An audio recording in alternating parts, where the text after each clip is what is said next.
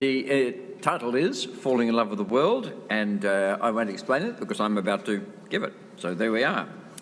Do your best to come to me quickly, wrote Paul, for Demas, because he loved the world, has deserted me and gone to Thessalonica.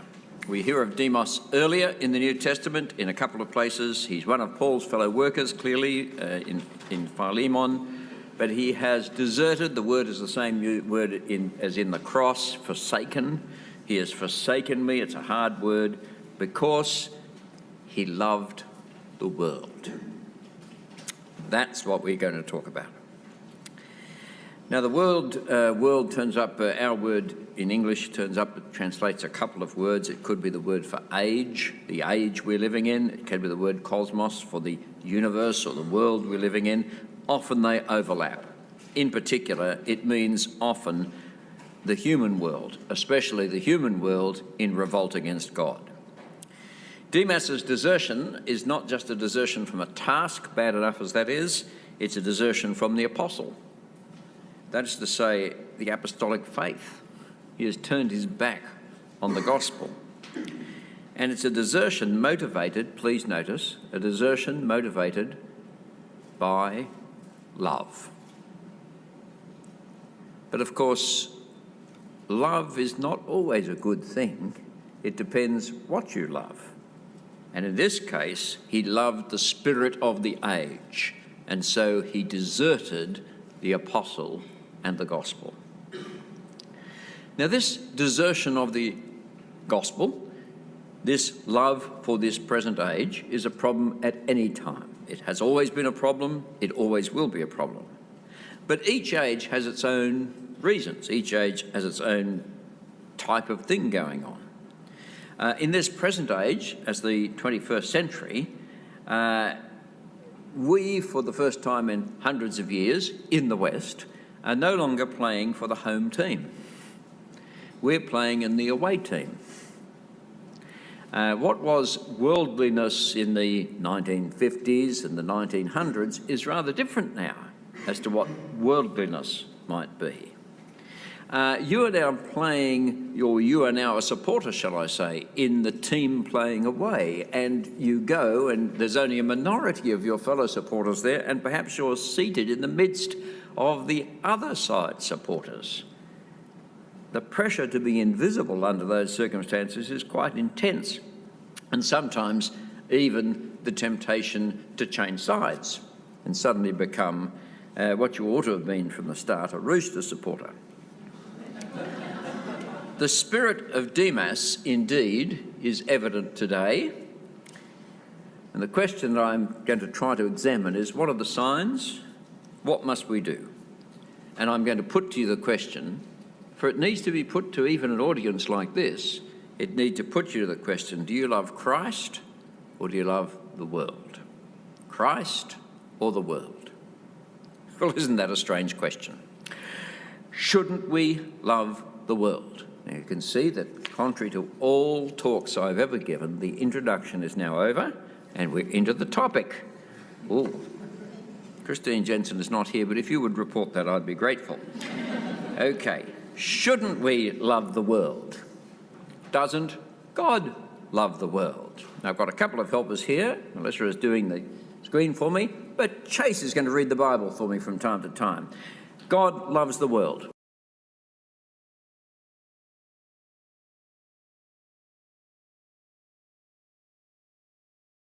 God loves the world. Christ came to save the world. And indeed, we should love our neighbours. We should love our neighbours, both the just and the unjust. Chase, give us again Matthew 5 this time.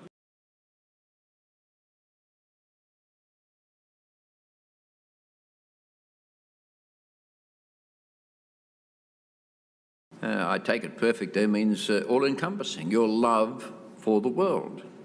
God loves the world, Christ died for the world. Surely we are to love the world, and in a sense, yes, that's true. However, when we talk about Demas loving the world, we're talking about a man who surrendered to the world, who surrendered to its way of thought. After all, Satan offered the world to Christ. All the kingdoms of the world could be his. But it was won in the end, this world, not by compromise, but by the cross.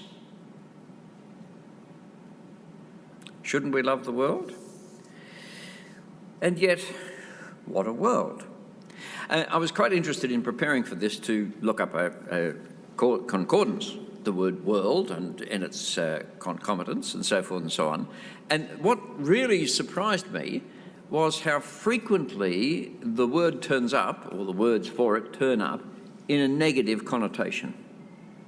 The world is not a happy, it's not a holy, it's not an attractive place, this world, this age, or this world of human beings in which we live. So, for example, and here I'm simply bringing small examples of what is a large bulk of material. First point, the world is fragile.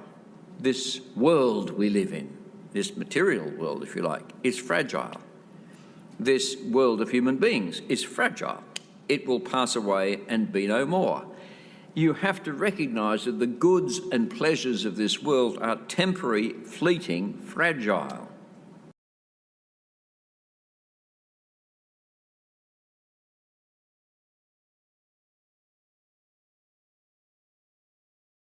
So the world is fragile, first point. Second point, this world is ruled by the evil one. This world is ruled by the evil one, who deceives and blinds and lies and enslaves. Quite a number of passages here. I'm only giving you an illustrative passage, but Chase.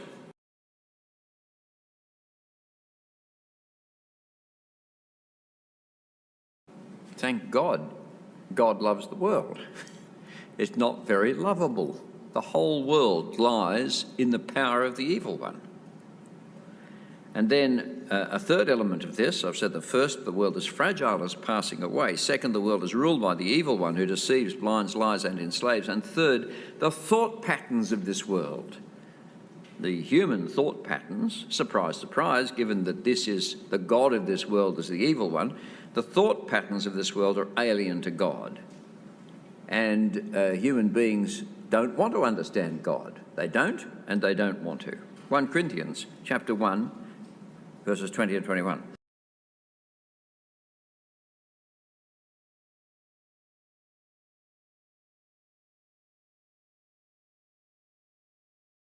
So the cross is the wisdom of God. The wisdom of human beings is extraordinarily different.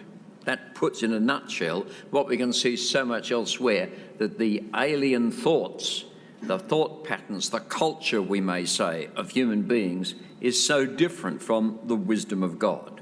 The world is fragile, it is passing away.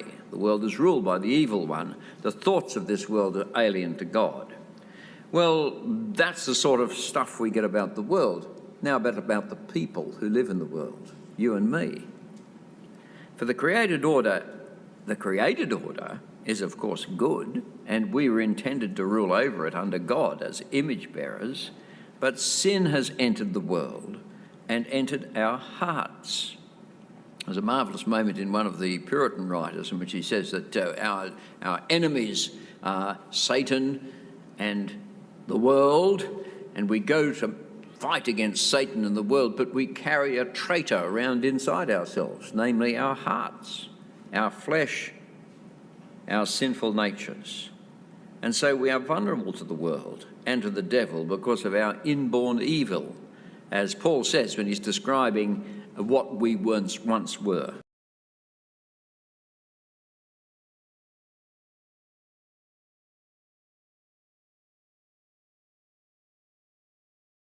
It's a very, very grim picture, but it's a true picture.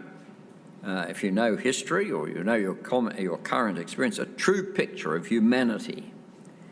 Now, our loves, we are created to love. God is love. We are in his image. We are created as loving beings. Love means so much to us all.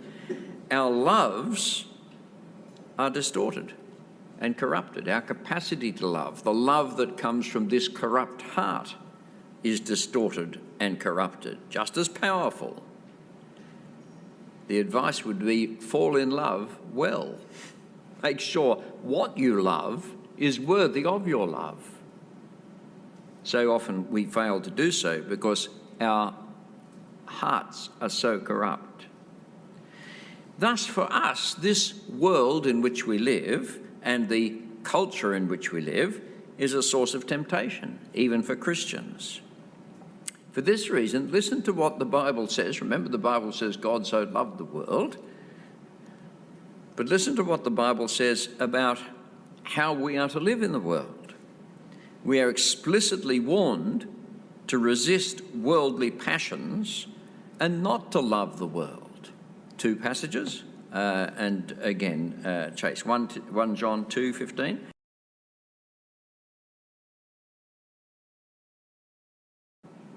And James 4:4.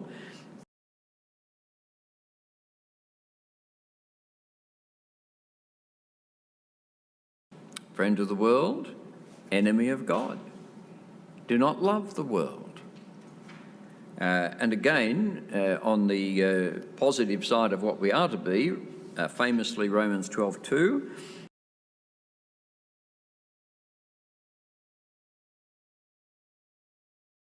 Not to be conformed to this age, this world.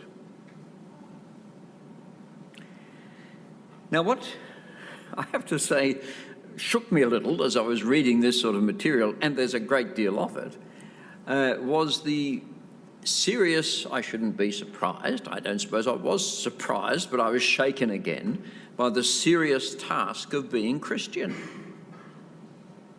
This is no easy matter. It is no wonder that we are described in the end of Ephesians as those who have to put on the whole armour of God. For we are in a struggle against our own inner passions and the world around us. This is so. Just a sort of a few words on that struggle from Titus at this point. Titus 2:11 to 13.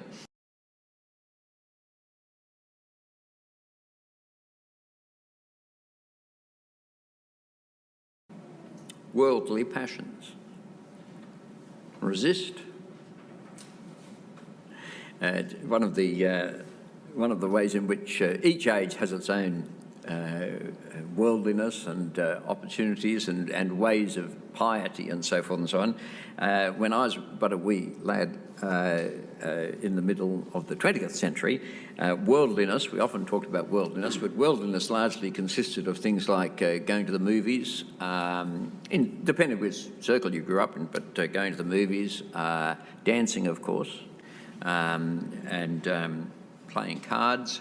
It is interesting, isn't it, how each generation, in dealing with this world problem, turns it into something trivial like that. So worldliness became this, rather than thinking more deeply. And indeed, when the great sexual revolution of the 60s came, we were so ill-prepared, I think, as Christians generally, because we had not really thought through what the Bible is telling us here about our own sinful hearts and the sort of world in which we lived. We were as worldly back then in a different way.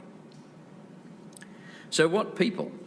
Well, not very well crafted people to resist worldliness. Specifically, the Lord tells us that the cares of this world can choke the gospel. Mark 4:18-19, the parable of the sower.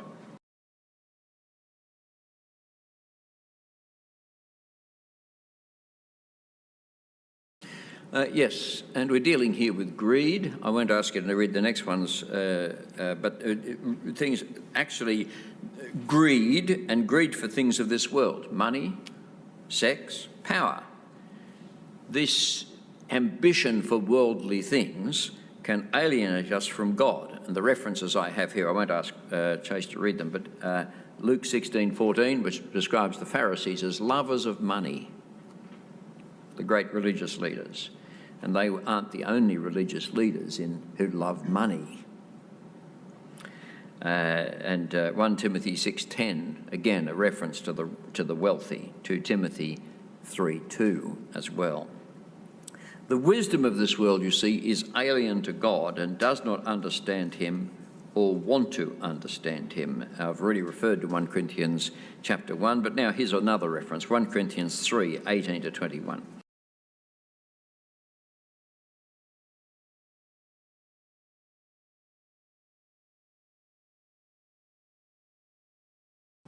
Well, there we are.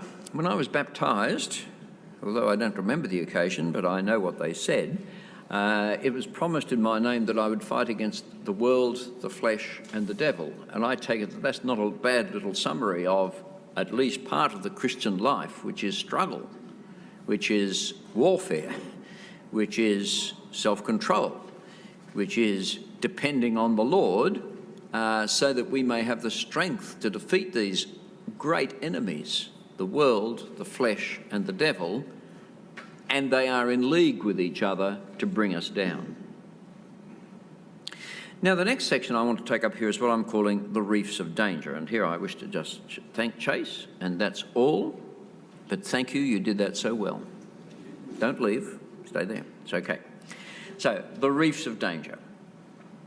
We can see contemporary believers struggling with the world and falling away for the very three reasons that I've mentioned: the cares of this world, greed, power, and greed for money, sex, and power, and a love of the wisdom of this world. In particular, the power of communications is now so great and all-encompassing that we are especially prey to the third: the alien thinking of the world around us, the wisdom of this world. Overwhelmingly, we are being taught day in, day out, moment by moment by moment, we are being taught to think as unbelievers do.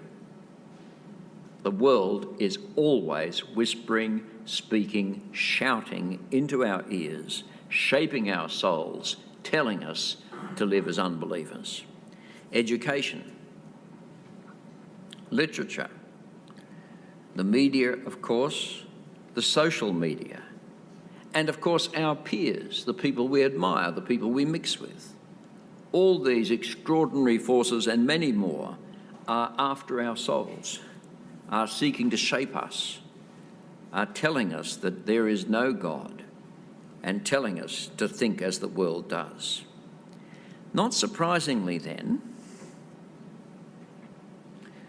when the gospel demands something of us or puts us in an awkward place,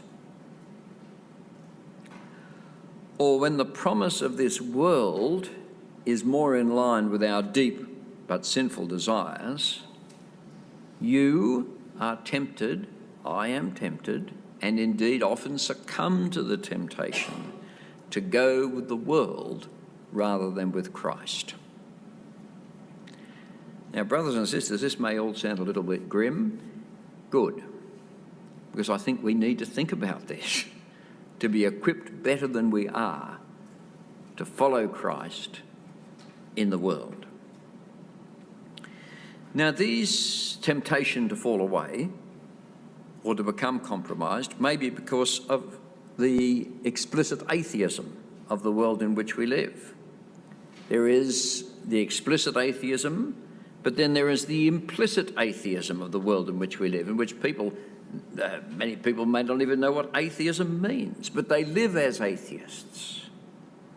A powerful assumed presupposition that God is dead. I'm delighted to hear God so frequently referred to on the television and in other programs. It's always, oh my God, which is a sure sign that people think that God is dead. For they would not use his name like that if they thought that he was their judge. Oh my God. But especially the pressure comes upon us in the case where the world says, not only you're wrong, silly you for believing that, but you're bad, you're evil for believing it. Then the assault is not just upon our intellect, but upon our conscience as well. The world is quite prone to say, and becoming more and more willing to say, that the Christianity you have embraced, the Christianity that I have embraced, the Christianity represented mostly, I guess, in this room, is actually evil. Not just wrong, not just Richard Dawkins laughing at you. It's people sneering at you, people dismissing you, people judging you for being Christians. We become vulnerable to this because we want to be well thought of. We want our peers to like us. This is simply human. We want to be popular, accepted, and admired. That's part of our nature as human beings. But of course, in a world in which our nature is corrupted, we can do things in order to achieve the popularity we want and the acceptance we want, things which we ought not to do. We want to be fair to others. We hear their point of view. We want to be seen as people who will listen to other people's points of view. We want to concede the other person various things in order to make them think that we're listening to them. We don't like standing out and being different. Dear brothers and sisters, our great danger today is that we as Christians want to be loved. Never mind about loving the world. We want to be loved by the world, and therefore we will love the world as Demas did. We live in what John Bunyan called Vanity Fair, and we are vulnerable in Vanity Fair. So there are what I call two reefs of danger, one on either side as we go shoot the rapids here.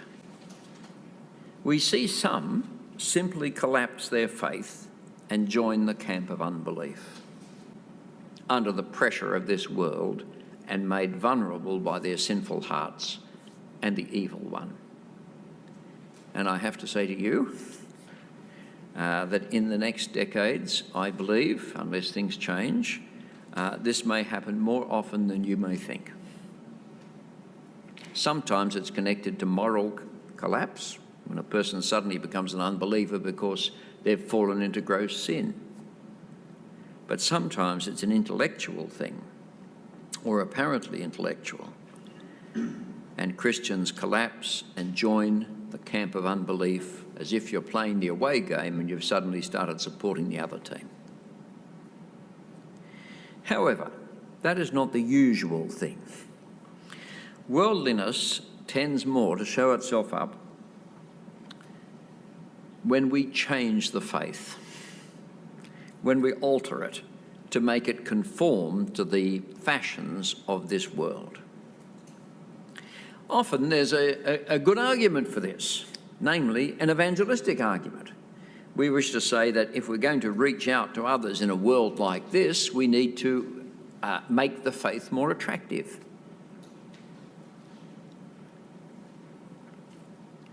We don't want the unbeliever to be alienated by the inessentials of the faith. For example, must we speak so much of hell? Maybe we could use euphemisms for hell, or even give people an assurance that maybe there is a hell, but no one's going to be in it, least of all yourself. If we do not speak so much of hell and judgment, we will gain a better hearing and do better evangelistically. So the argument would run. It reminds us of Colossians, in which we spent a lot of time at summer school this year. But in Colossians, we have not so much a repudiation of the Christian faith, but a compromised faith, with the hard edges removed and linked up to another worldview which was attractive. So you had the two linked in together, made one, and suddenly a new and wonderful gospel emerges, a Rolls-Royce gospel. Of course, when you do compromise the faith like that, you spend a lot of time evangelising. But your tendency is not to evangelize the unbelievers, you then evangelize the believers. And I can tell you, because I was involved in something like this once, it's so much easier to try to evangelize your fellow believers than it is to evangelize the unbelievers, particularly when you're saying, I'm doing this so that we can all evangelize the unbelievers. It's so much easier.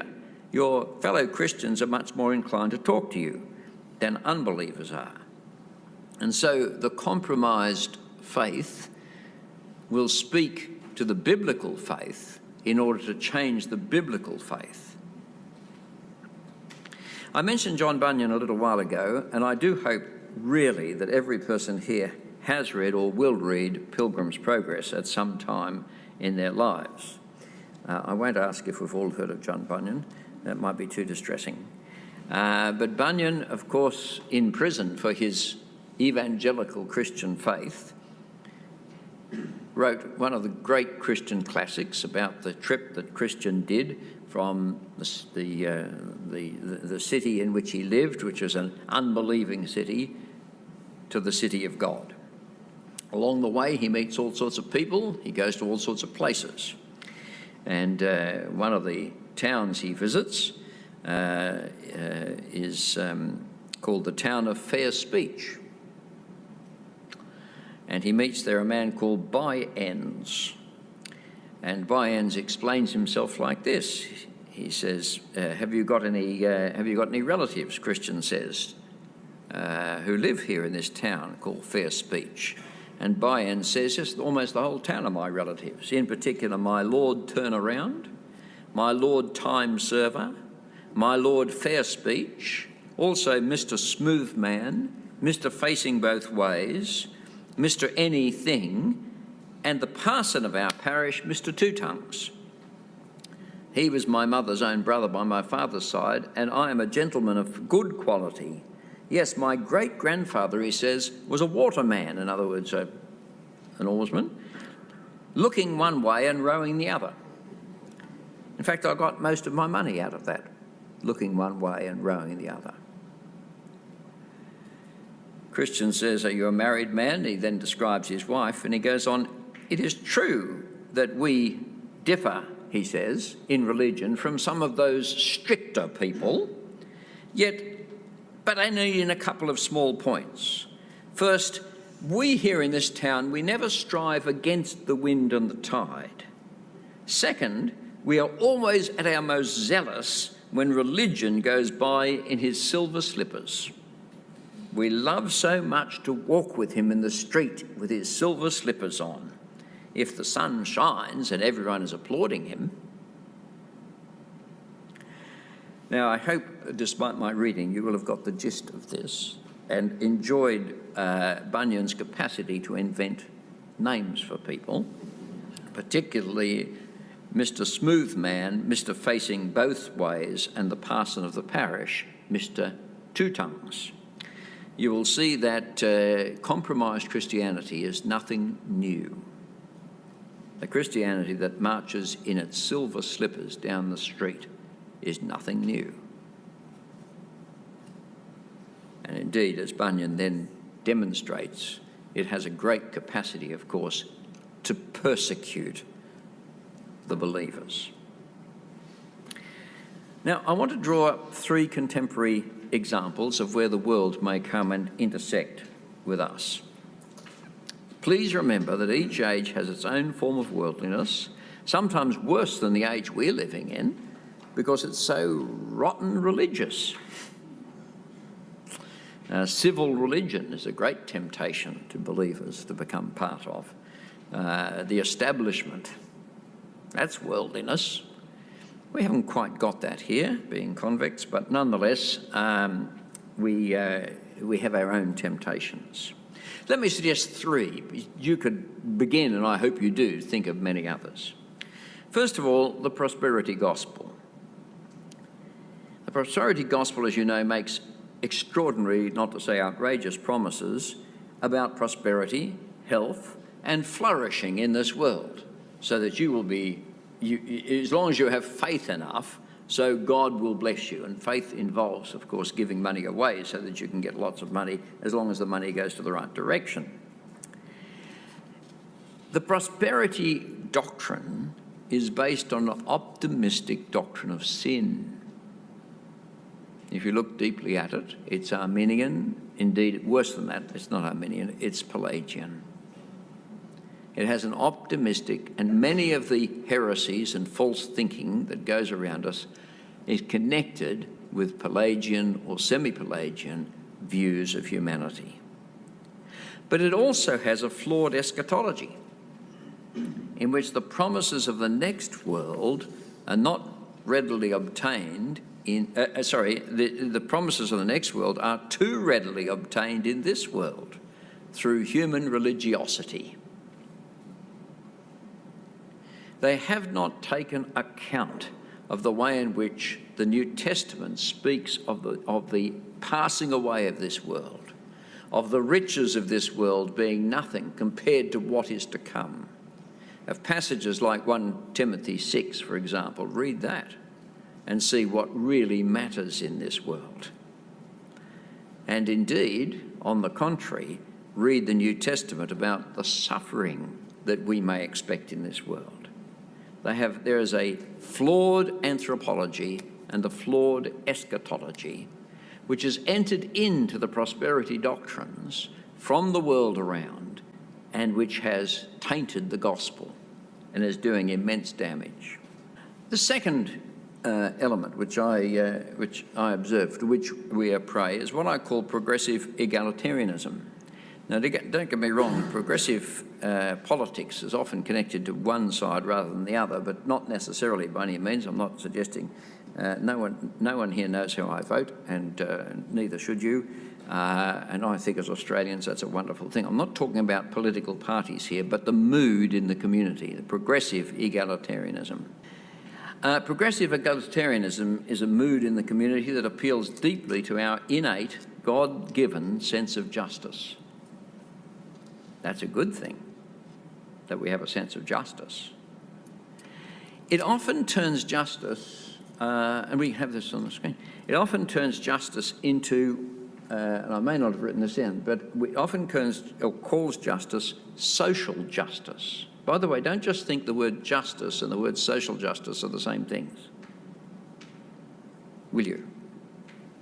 The adding of the word social, it adds a great deal to the word justice, which may or may not be a good thing. I'd certainly ask what is meant by social justice. It uses what I'd call reductionist definitions of equality and inequality to identify victims or victim by saying, well, we're all the same, and therefore all have to be treated exactly the same. But it doesn't take into account actual differences. At the same time, it creates a sense of guilt in the villains who feel awful for being described as villains. It labels a scapegoat and directs the anger we feel at injustice, possibly fueled by our own guilt, at the scapegoat entitled a phobe, so in Islamophobe, a Christophobe, or a homophobe. It insists on social change and government and financial action. It creates a deep sense of moral uprightness or self-righteousness, especially if you've changed your mind, you can go around evangelising the bad guys. And then it moves on to the next cause, euthanasia, for example. Now, once again, at different points, this needs to be deeply thought about and challenged. Once again, we are being tempted here to have an optimistic view of human nature, for this is often utopian. Indeed, some people, I'm not sure that this is correct, but some people label this as neo-Marxism, precisely because of its optimistic view of human nature. It is too simple an interpretation of reality. It does not recognise differences when it's talking about equality. Let me turn to the next one, and this arises out of the sexual revolution. And again, in both the two cases I've mentioned already, you can see Christians moving into the direction of what I would call worldly thought at this point. The sexual revolution. Now here I'm using and really warmly recommend a book written by a professor of psychiatry, now retired at Bristol University. A Better Story, Glyn Harrison. I do warmly recommend it to you. Here are some quotes from Glyn Harrison about the sexual revolution which began in the 1960s and its consequences. First of all, he sees it as being based on individualism. It has been about radical individualism's bid for freedom from all authority and tradition. It has been about the sovereignty of the individual. Now, you can't have been born and lived through the last 40 or 50 years without this deeply impacting the way you think. You may not be sexually promiscuous, but individualism is simply the way we think. Ideology. He points out that secularism and Gnosticism share the deep-rooted conviction that the source of the self is found by looking within. Full stop. They share a revolt against the external, against the body, against nature itself. Sound familiar? I think it is. The moral vision accompanying this sexual revolution. On matters of ethics and morality, radical individualism shifts people's gut intuitions away from those that upheld general sacred principles, such as the sanctity of life, towards those that respond to individual needs, such as compassion and concern for fairness. Shift from one to the other. They're not opposites in that sense, but there's a shift from one to the other. As a result, people's moral concerns often revolve around the needs of the few rather than the many. So you will change a nation's entire legal definition of marriage for the sake of maybe 50,000 people.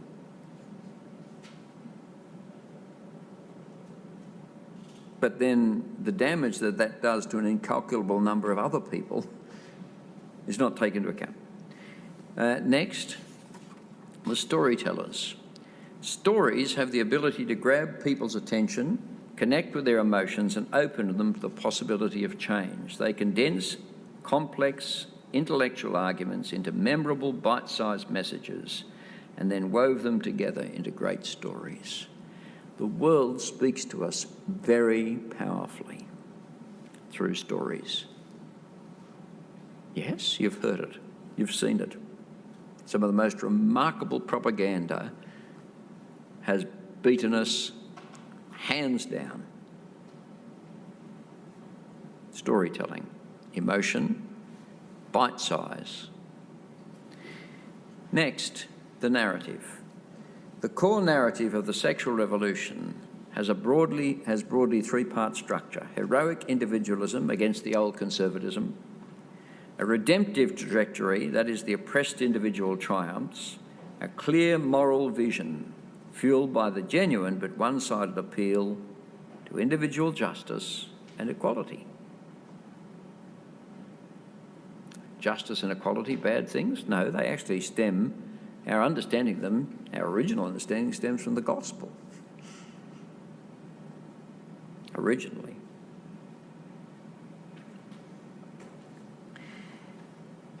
And then finally, what he says, when I say the word finally, don't be misled, the warriors of the revolution strengthened their own community, that is the community of the oppressed, and then played bad cop, good cop with the opposition. Thus, if you oppose this, you will be inwardly ashamed and also peer-shamed. You are both guilty and wrong. The new shame culture of social media offered added traction to the ability of the activists to portray their opponents as morally deficient. At the same time, they offer a strong moral alternative as a face-saving formula for falling into line. We have slogans, sneers, and shaming which puts us in our place.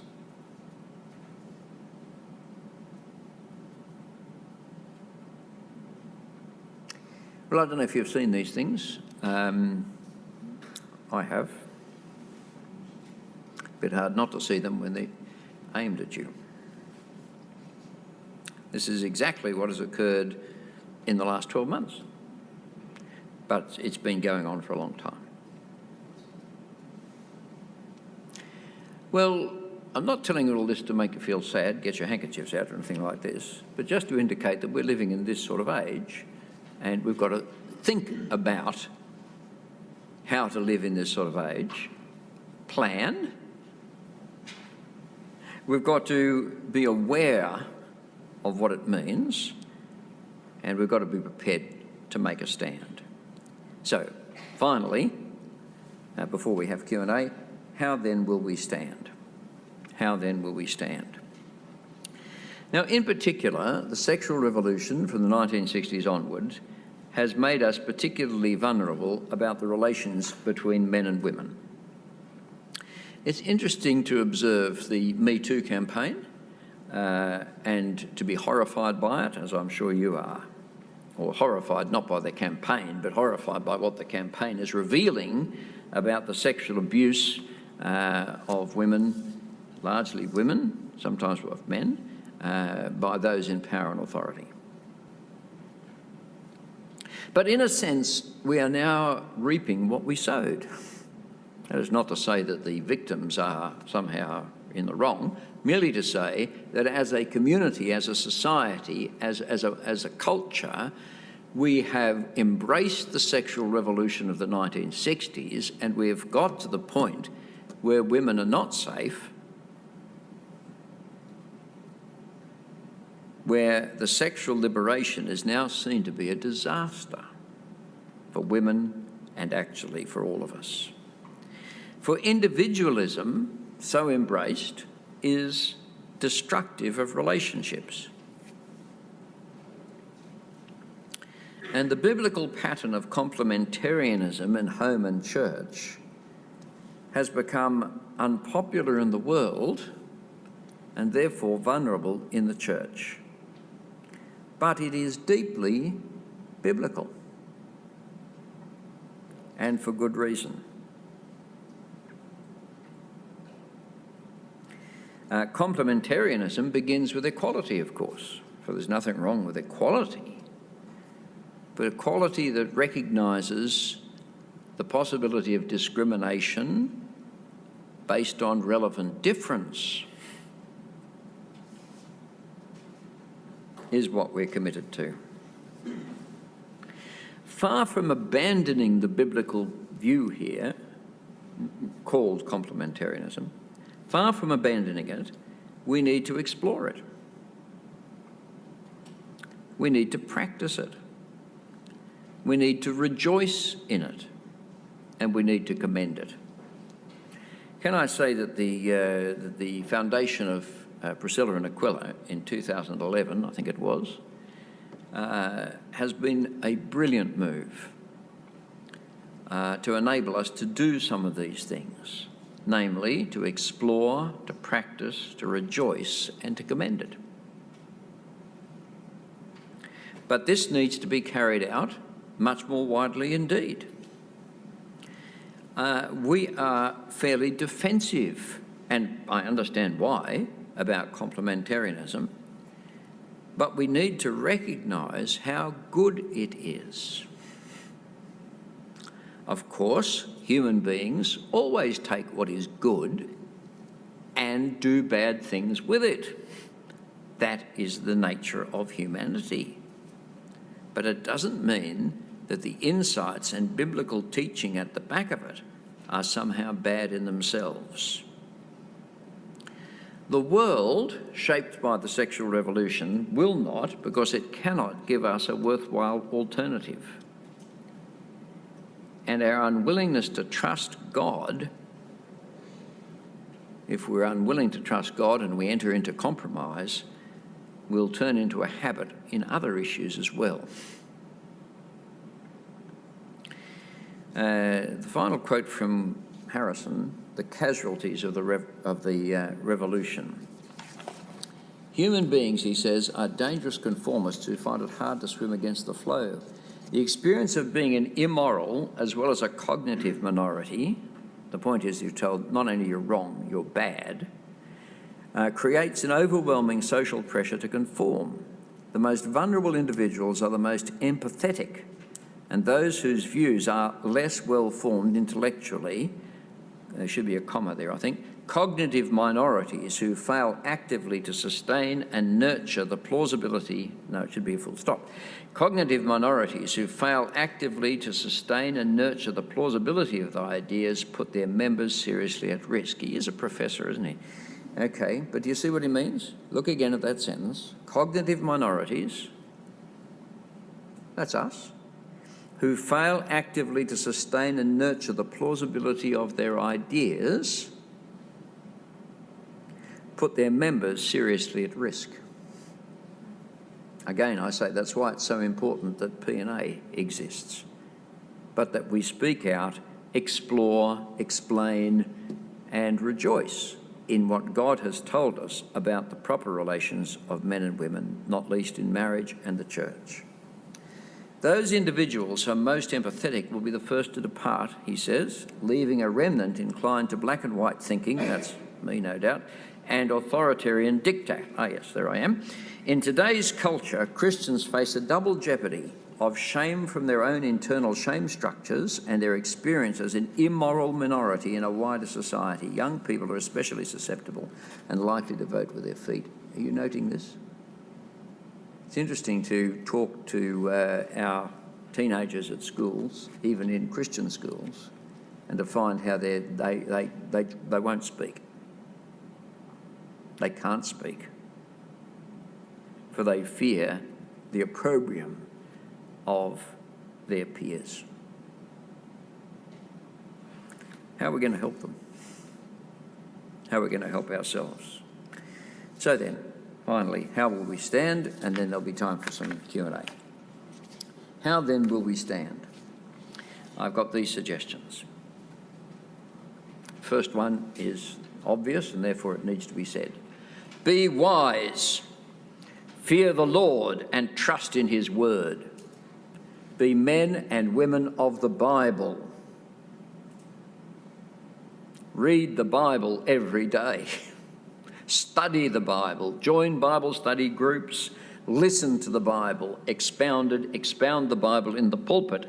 Fear the Lord and trust in his word. Let the Bible dictate your thought world fundamentally.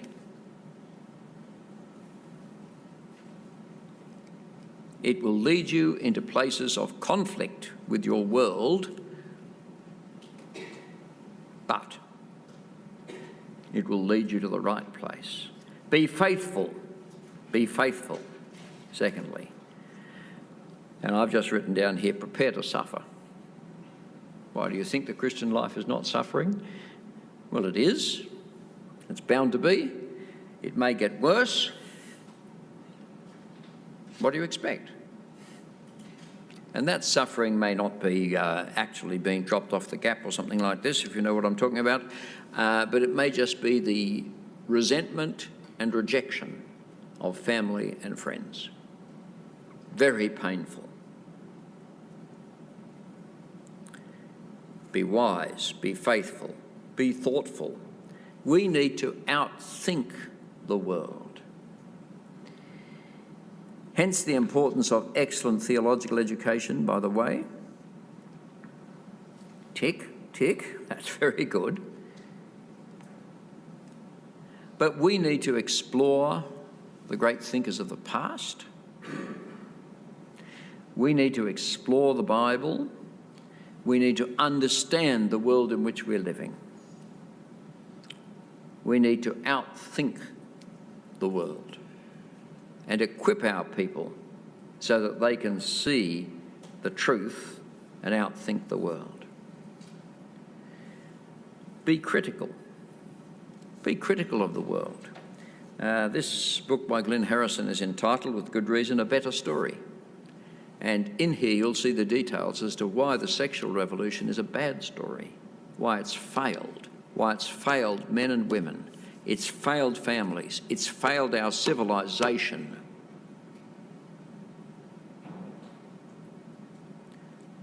The evidence is in for the failure of the sexual revolution.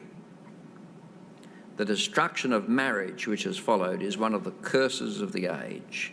And Harrison points out, as others do too, that sexual satisfaction has now declined. The whole raison d'etre of the whole thing. And I believe that the stories now emerging at last from women are now showing us what the sexual revolution has done. Be critical. Don't be frightened. Secularism is not the answer to human beings. It's incoherent, it's untrue, it's unfruitful. Be bold. Speak the truth and teach disciples who will speak the truth. Of course, with gracious winsomeness, but we need to speak the truth. And then finally, no, this is the real finally, be united. Dear brothers and sisters, as Glyn Harrison has said in his rather professorial way, we need each other. Christianity is... we live in a society which endorses the individual. There are some societies which endorse the collective. Christianity gives us both the individual within the community. It's a very interesting paradox that the gospel gives us here. But as individuals, we need the community. We need churches. We need excellent churches. We need Christian friendships. If we're going to survive, we will need to have people who talk our language, who understand our world, and who are engaged in the same warfare that we are engaged in, as an encouragement to us. And so we need to strengthen our churches, strengthen our Christian fellowship, if our children are to survive, let alone we ourselves.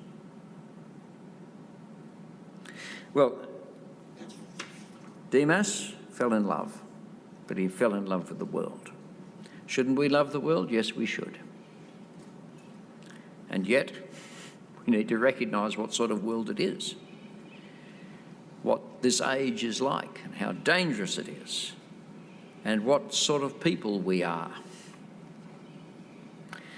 We need to recognise that there are dangers both in simply people giving up their faith, but also in people modifying the faith, compromising the faith, and creating a Christian faith which in the end is unrecognisably Christian. I've suggested 3 contemporary examples. You can think of others. And I've asked, how then will we stand?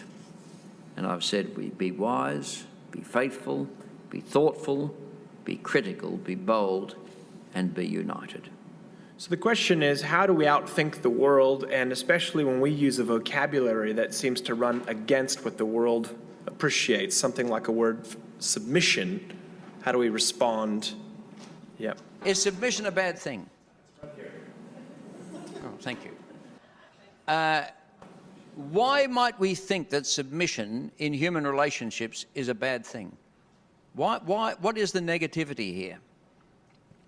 Can you explain it? Well, I think it's because the world's been very clever in just telling us that it is bad again and again and again. I don't think it's much more sophisticated than that, but I just feel in myself even difficulty with the word. As much as I believe it, I feel the force of the cleverness of that persuasion. Interesting, isn't it?